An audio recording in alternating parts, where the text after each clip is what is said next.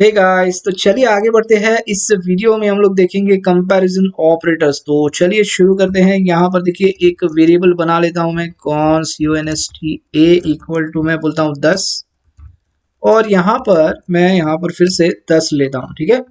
और यहाँ पर जाके मैं सिंपली डॉक्यूमेंट डॉट राइट करूंगा। अब मैं यहाँ पर कंपेयर करूंगा। तो देखिए पहली चीज ये करने से पहले मैं दिखाता हूँ, यहाँ पर ये जो ऑपरेटर्स है ना, ये सारे कंपैरिजन ऑपरेटर्स है और ये वैल्यू कंपेयर करने के काम आते हैं। और दूसरी चीज, ये कंपेयर करने के बाद आपको दो वैल्यूज निकाल के देते हैं, मतलब दो चीजें रिटर्न करके देते हैं, एक तो ट्रू या फिर फॉल्स, ठीक है। तो एक एक करके हम लोग देखेंगे। यहाँ पर देखिए डबल इक्वल टू पहले देख लेते हैं। तो मैं क्या करना चाहता हूँ, यहाँ पर मैं दोनों की वैल्यूज जो है वो कंपेयर करना चाहता हूँ, चेक करना चाहता हूँ कि सच में दोनों इक्वल है कि नहीं। ओके, तो यहाँ पर मैं क्या लिखूंगा, a is double equal to b. Okay, और मैं सेव करता हूँ। तो देखिए मुझे रिजल्ट मिल जाएगा ट्रू। जैसे कि मैंने कहा, दोनों अगर इक्वल है तो आपको ट्रू मिलेगा या फिर आपको फॉल्स मिलेगा। तो मान लो मैंने 15 किया, तो देखिए आपको यहाँ पर फॉल्स मिल जाएगा। सिंपल, इतना समझ गए। ओके, तो ये एक चीज हो गई। अब दूसरी चीज, ये आपको वैल्यू चेक करते हैं, बराबर है, सही बात है, लेकिन ये आपकी टाइप चेक नहीं करते। अभी टाइप चेक नहीं करते कहने का मतलब क्या है, यहाँ पर देखियो, मान लो यहाँ पर मैंने स्ट्रिंग डाल दी। अब मैं सेव करता हूँ तो देखिए अभी भी आपको ये ट्रू ही मिलेगा। तो ये क्या कर रहा है, यहाँ पर 10 नंबर देख रहा है, यहाँ पर भी 10 नंबर देख रहा है, दोनों इक्वल है, तो आपको ये ट्रू दे देगा। यहाँ पर चेक नहीं करेगा कि भैया ये जो है ना स्ट्रिंग टाइप है। तो ये चीज ध्यान में रखनी है, जो डबल इक्वल टू वाला ऑपरेटर है। ओके, चलिए इतना क्लियर है। अब मैं यहाँ पर क्या बोलता हूँ, ट्रिपल इक्वल टू डालो। चलो ये ऑपरेटर देख लेते हैं, मैं सेव किया मैंने। अब ये क्या करता है, ये दोनों चीजें चेक करता है। जैसे मैंने कहा डबल इक्वल टू क्या करता है, सिर्फ वैल्यू चेक करता है, राइट। लेकिन ये जो है ना ट्रिपल इक्वल टू वाला ऑपरेटर, ये दोनों चीजें चेक करता है।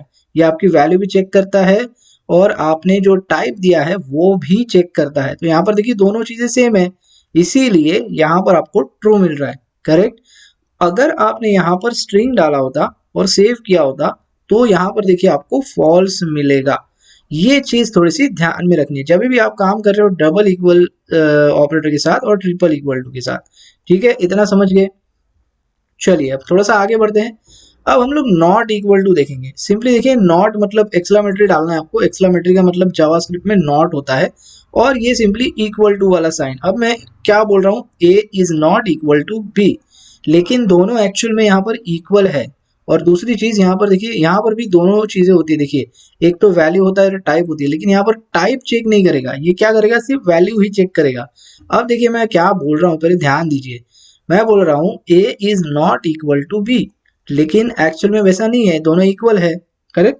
तो ये आपको क्या देगा, फॉल्स दे देगा। मैंने सेव किया तो देखिए आपको फॉल्स मिल जाएगा। अब देखिए मैं यहाँ पर स्ट्रिंग लगा रहा हूँ और मैं सेव करता हूँ, तो देखिए अभी भी आपको फॉल्स ही मिलेगा।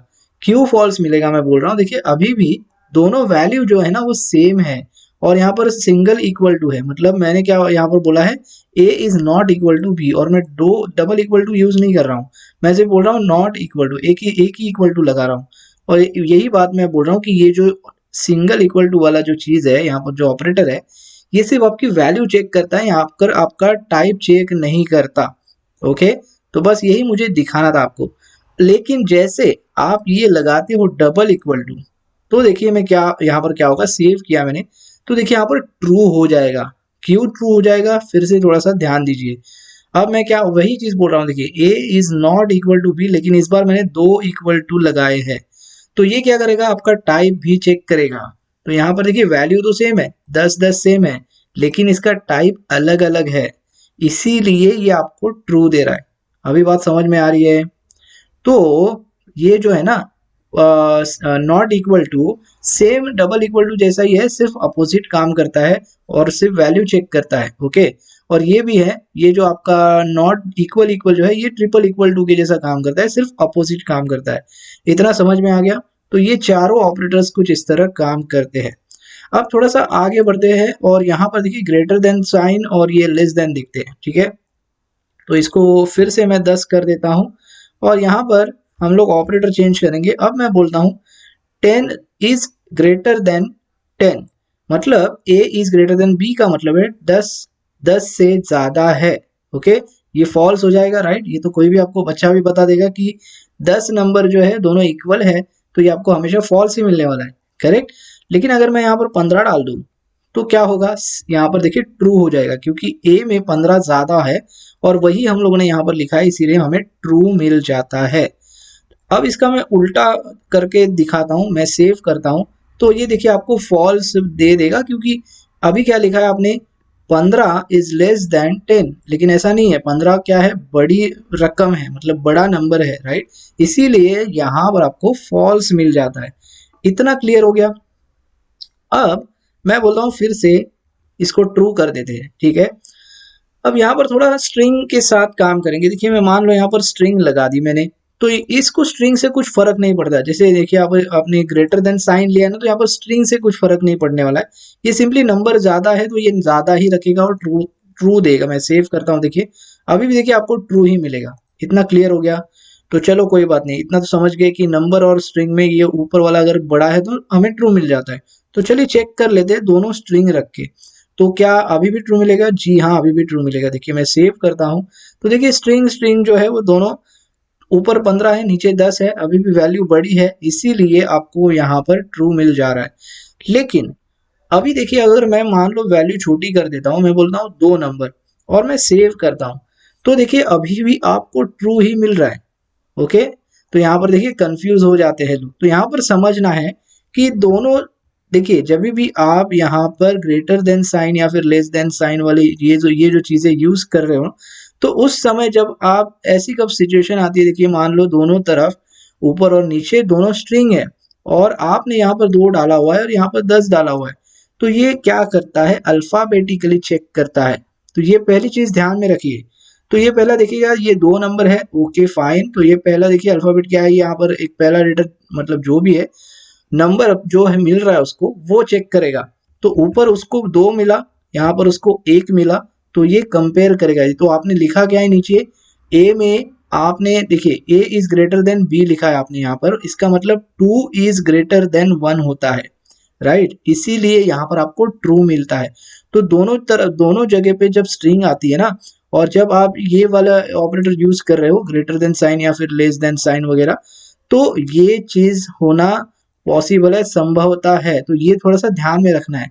बस ये कंसेप्ट मैं क्यों सिखा रहा हूँ, ये सारे कंसेप्ट अगर आपको पता चलेंगे ना, तो जब आप कोड करने जाओगे तो एक्चुअल में जो आपको करना है वही चीज करोगे, आप कभी प्रॉब्लम में नहीं आओगे।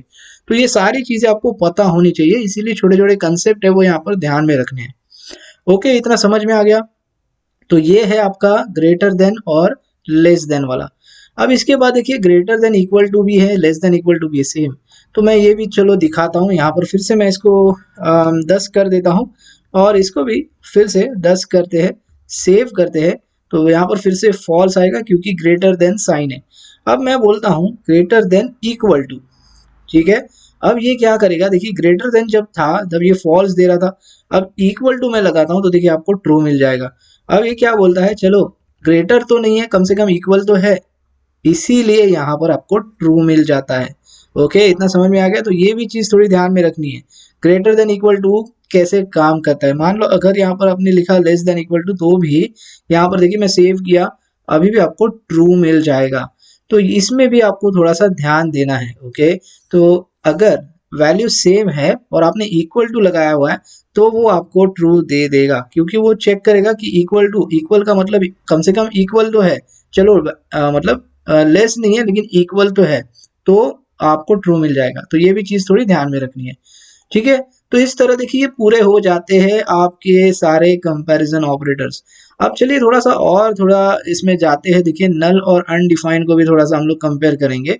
तो मान लो मैं यहाँ पर क्या करता हूँ, यहाँ पर हम लोग डबल इक्वल टू रखते हैं और यहाँ पे मैं बोलता हूँ चलो इसको नल देते हैं, नंबर सॉरी मेरा जो ए वेरिएबल है, और बी वेरिएबल में मैं इसकी वैल्यू देता हूँ अनडिफाइंड। अब मैं सेव करता हूँ। अब देखिए यहाँ पर आपको ट्रू मिल जाता है। यहाँ पर ट्रू क्यों मिल रहा है वो पहली बात समझिए। देखिए नल का मतलब क्या है, कुछ नहीं। अनडिफाइंड का मतलब भी क्या होता है, कुछ नहीं। अब कुछ नहीं क्या होता है, राइट। तो ट्रू ही होगा। ओके, इसीलिए आपको ये ट्रू मिल रहा है। लेकिन ये देखिए यहाँ पर आपकी वैल्यू चेक कर रहा है, आपका टाइप चेक नहीं कर रहा है। अगर इन दोनों का टाइप आप चेक करोगे तो अलग अलग है। इसका जो टाइप है वो होता है ऑब्जेक्ट। मेरा डेटा टाइप्स का वीडियो आप देखिए, आपको सब पता चल जाएगा। और इसका जो टाइप होता है वो है अनडिफाइन। ओके, तो इसीलिए ये क्या होगा, ये फॉल्स हो जाएगा। कब? जब आप यहाँ पर ट्रिपल इक्वल टू लगाओगे। मैं सेव करता हूँ। अब देखिए आपका ये फॉल्स देगा, क्योंकि ये दोनों की जो डेटा टाइप्स है वो अलग अलग है। अगर आपको यकीन नहीं होता है तो यहाँ पर हम लोग क्या करेंगे, उसको मैं प्रिंट करके बताता हूँ। देखिए टाइप ऑफ लिखना है। टाइप ऑफ भी एक ऑपरेटर है जो आपकी वेरिएबल का टाइप बताता है, मतलब जो वैल्यू की जो टाइप है वो बताता है। तो ए का मुझे पहले बता दो, मैंने सेव किया तो देखिए आपको ऑब्जेक्ट मिलता है ए वाले का। और अगर मैं बी यहाँ पर लिखता हूँ, सेव करता हूँ, तो देखिए आपको अनडिफाइन मिलता है। अभी बात समझ में आ रही है? तो इन दोनों का जो डेटा टाइप है वो अलग अलग है और उसके वजह से ई ट्रिपल इक्वल टू डाला है और इसीलिए यहाँ पर आपको फॉल्स मिल रहा है।